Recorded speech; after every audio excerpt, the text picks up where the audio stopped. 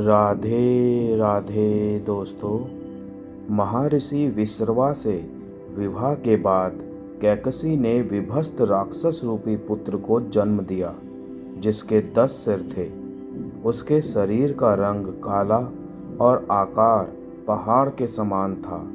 महर्षि विश्रवा ने बड़े पुत्र का नाम दशग्रीव रखा, जो बाद में रावण के नाम से तीनों लोकों में जाना गया। वीडियो में आगे बढ़ने से पहले आप सभी से अनुरोध है, प्लीज़ मेरे चैनल को सब्सक्राइब करके बेल आइकन को ज़रूर प्रेस कर दीजिएगा।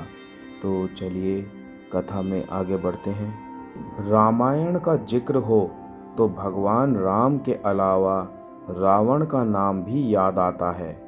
रावण लंका का राजा था और युद्ध में श्री राम ने उसका वध कर दिया था। लंकापति रावण महाज्ञानी पंडित था।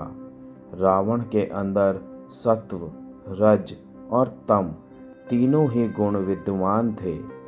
उसमें तमोगुण सबसे अधिक और सत्व गुण सबसे कम था। वाल्मीकि रामायण के अनुसार रावण पुलत्स्य मुनि के पुत्र महर्षि विश्रवा और राक्षसी कैकसी का पुत्र था। ऐसा माना जाता है कि उसका जन्म 3 श्राप के कारण हुआ था।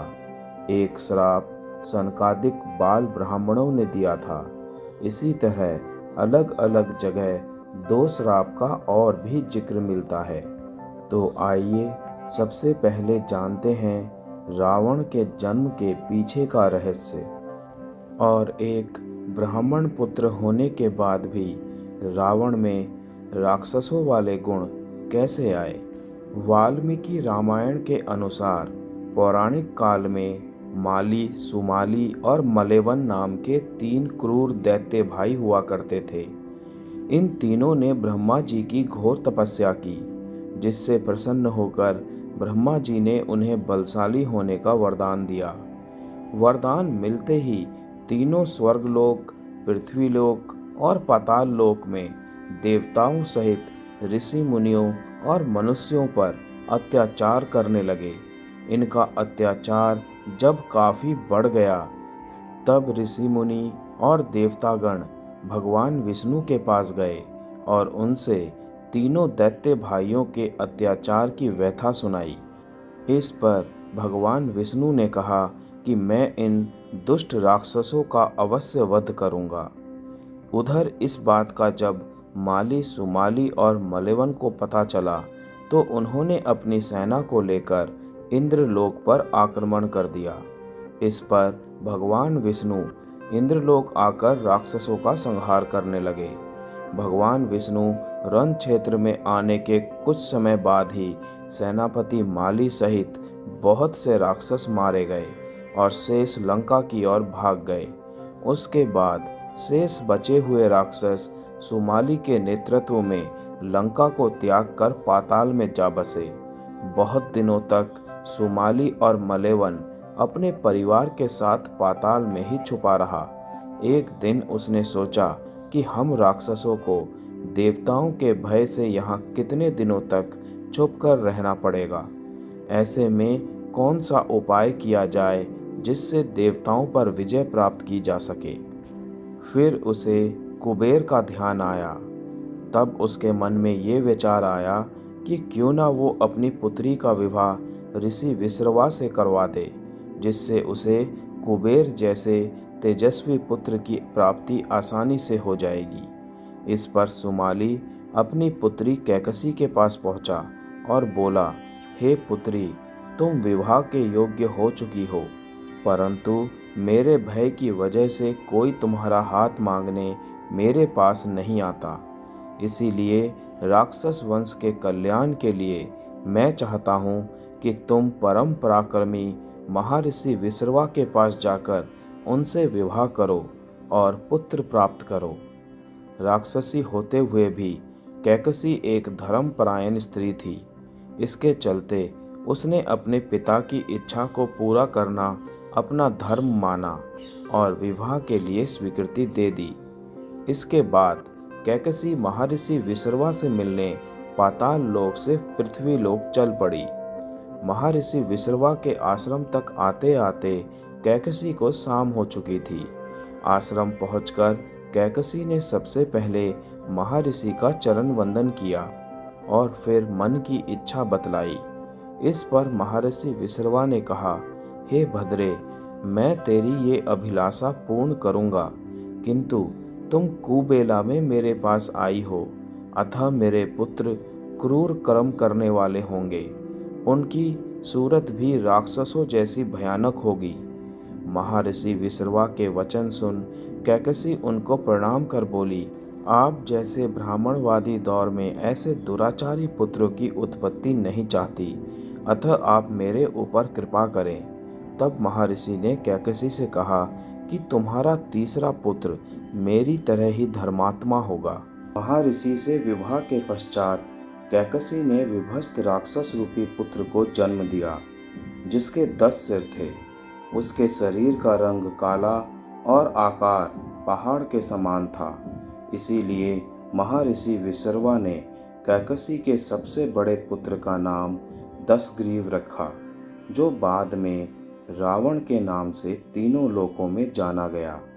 इसके बाद कैकसी के गर्भ से कुंभकर्ण का जन्म हुआ। उसके समान लंबा चौड़ा दूसरा कोई प्राणी नहीं था। तदंतर बुरी सूरत की सुपर्णखा उत्पन्न हुई।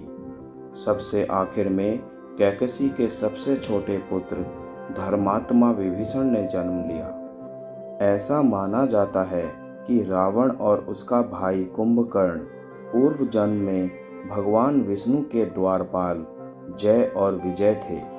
एक समय की बात है, बाल ब्राह्मण वैकुंठ जाने के लिए प्रवेश द्वार पर पहुँचे, जहाँ जय विजय पहले से ही मौजूद थे। बाल ब्राह्मणों ने अंदर जाने की मनसा जाहिर की, तो जय विजय ने उन्हें जाने से रोक दिया।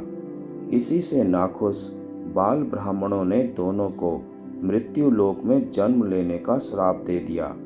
जब जय विजय ने इस श्राप से मुक्ति का मार्ग पूछा, तो ब्राह्मणों ने भगवान विष्णु की ओर इशारा कर दिया।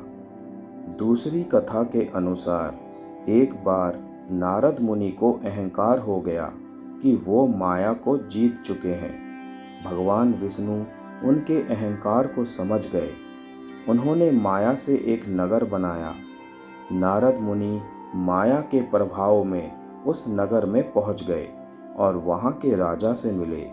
राजा ने मुनि को अपनी कन्या का हाथ दिखाया और विवाह योग्य वर के बारे में पूछा। कन्या को देखते ही नारद मुनि उस पर मोहित हो गए। नारद मुनि ने राजा से कहा कि कन्या का स्वयंवर रचाइए, योग्य वर मिल जाएगा। इतना कहकर नारद मुनि वैकुंठ पहुँचे और अपने मन की बात भगवान विष्णु को बताई। उन्होंने कहा कि प्रभु, संसार में आपसे सुंदर कोई नहीं है। मुझे हरिमुख यानी आप अपना रूप दे दीजिए। भगवान ने फिर पूछा, क्या दे दूं? नारद बोले, हरिमुख प्रभु, हरिमुख।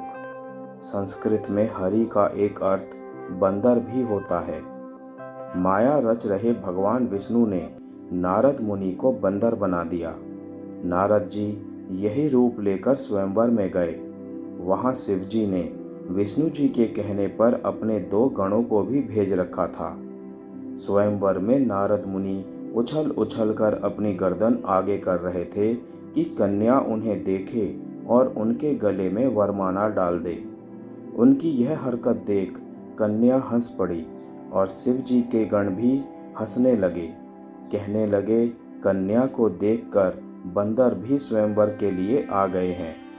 अपना मजाक उड़ता देख नारद ने उन दोनों को श्राप दिया कि तुमने मुझे बंदर कहा, जाओ, तुम लोगों को मृत्यु लोक में बंदर ही सबक सिखाएंगे।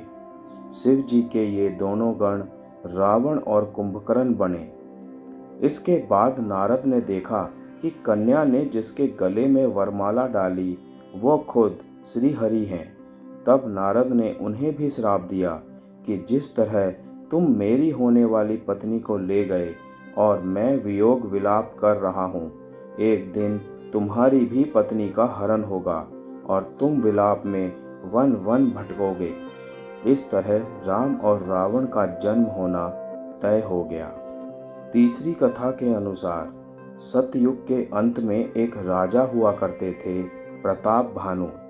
वो एक बार जंगल में राह भटक गए और एक कपटी मुनि के आश्रम में पहुंच गए। यह कपटी प्रताप भानु के द्वारा ही हराया हुआ एक राजा था। उसने राजा को पहचान लिया, लेकिन प्रताप भानु कपटी मुनि की असलियत नहीं पहचान पाया। इस तरह मुनि ने राजा को ऐसी बातें बताईं जो सिर्फ उसके जानने वाले ही जानते थे। इससे राजा को लगा कि यह कोई सिद्ध पुरुष है। राजा ने उससे चक्रवर्ती होने का उपाय पूछा। कपटी मुनि ने कहा कि 3 दिन बाद ब्राह्मणों को भोजन कराओ और उन्हें प्रसन्न कर लो। उनके आशीष से ही तुम चक्रवर्ती बनोगे। ब्राह्मणों के भोजन बनाने मैं खुद आऊँगा। 3 दिन बाद वो कपटी मुनि पहुँचा। राजा ने 1,00,000 ब्राह्मणों को भोजन पर बुलाया था। जैसे ही भोजन परोसा जाने लगा, उसी समय आकाशवाणी हुई कि भोजन में मांस मिला हुआ है, यह अभक्ष्य है। प्रताप भानु से नाराज ब्राह्मणों ने उसे कुटुंब समेत राक्षस हो जाने का श्राप दिया। यही प्रताप भानु बाद में रावण बना, उसका भाई कुंभकर्ण बना और प्रताप भानु का मंत्री वुरुरुचि विभीषण बनकर जन्मा। विभीषण को सिर्फ राक्षस कुल में जन्म लेने का श्राप था, इसीलिए वो राक्षस होकर भी धर्मपरायण था।